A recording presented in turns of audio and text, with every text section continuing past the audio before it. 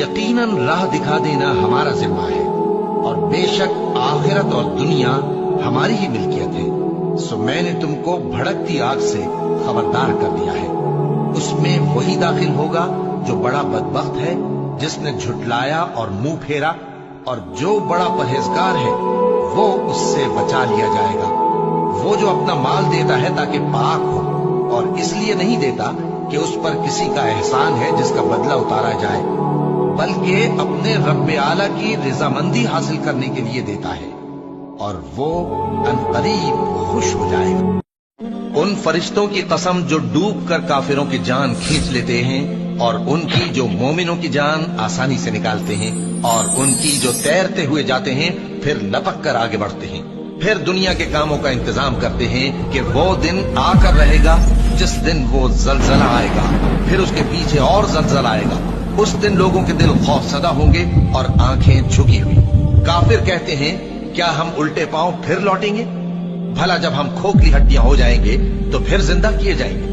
कहते हैं कि ये लौटना तो सरासर नुकसान का लौटना होगा। तो बस वो एक डांट होगी, उस वक्त वो सब मैदान हश्र में आ जमा होंगे। मोमिनो, अल्लाह के आगे साफ दिल से तौबा करो।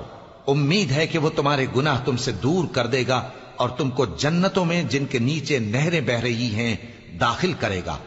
उस दिन अल्लाह पैगंबर सल्लल्लाहु अलैहि वसल्लम को और उन लोगों को जो उनके साथ ईमान लाए हैं रुस्वा नहीं करेगा, बल्कि उनका नूर ईमान उनके आगे और दाहिनी तरफ रोशनी करता हुआ चल रहा होगा, और वो अल्लाह से इल्तिजा करेंगे कि ऐ परवरदिगार, हमारा नूर हमारे लिए पूरा कर और हमें मुआफ फरमा। बेशक अल्लाह हर चीज पर कादिर है। अल्लाह तो लोगों पर जरा भी जुल्म नहीं करता, लेकिन लोग खुद ही अपने आप पर जुल्म करते हैं। लोगों, तुम्हारे पास तुम्हारे परवरदिगार की तरफ से नसीहत और दिलों की बीमारियों की शिफा और मोमिनों के लिए हिदायत और रहमत आ पहुंची है। कह दो कि ये किताब अल्लाह के फजल और उसकी मेहरबानी से नाजिल हुई है, तो चाहिए कि लोग इससे खुश हों। ये उससे कहीं बेहतर है जो वो जमा करते हैं। और लोगों में कोई ऐसा भी है जो अल्लाह की शान में बगैर इल्म के और बगैर हिदायत के और बगैर किताब रोशन के झगड़ता है और तकब्बुर से गर्दन मोड़ लेता है ताकि लोगों को अल्लाह के रास्ते से गुमराह कर दे। उसके लिए दुनिया में जिल्लत है और क़यामत के दिन हम उसे अजाब आतिश सोजा का मजा चखाएंगे। ऐ सरकश, ये उस कुफ्र की सजा है जो तेरे हाथों ने आगे भेजा है, और अल्लाह अपने बंदों पर जुल्म करने वाला नहीं।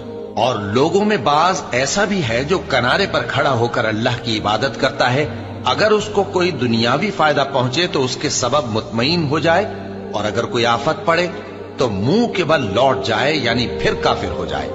उसने दुनिया में भी नुकसान उठाया और आखिरत में भी। यही तो साफ नुकसान है। अल्लाह तो मोमिनों से उनके दुश्मनों को हटाता रहता है। बेशक अल्लाह किसी खयानत करने वाले नाशुक्रे को दोस्त नहीं रखता। मुसलमानों, तुम पर अल्लाह के रास्ते में लड़ना फर्ज कर दिया गया है, और वो तुम्हें नागवार तो होगा, मगर अजब नहीं कि एक चीज तुमको बुरी लगे और वो तुम्हारे हक में भली हो, और अजब नहीं कि एक चीज तुमको भली लगे और वो तुम्हारे लिए मुज़िर हो। और इन बातों को अल्लाह ही बेहतर जानता है और तुम नहीं जानते। सो हमें तारों की मंजिलों की कसम, और अगर तुम समझो तो ये बड़ी कसम है कि ये बड़े रुतबे का कुरान है जो किताब महफूज में लिखा हुआ है। इसको वही हाथ लगाते हैं जो पाक है। ये रब्बुल आलमीन की तरफ से उतारा गया है। क्या तुम इस कलाम के मानने में देर करते हो?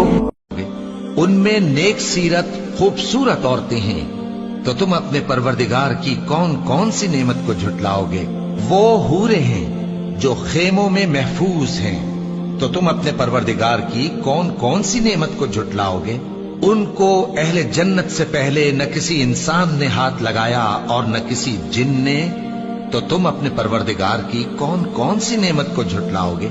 सब्ज कालीनों और नफीस मसनदों पर तकिए लगाए बैठे होंगे, तो तुम अपने परवरदिगार की कौन कौन सी नेमत को झुटलाओगे?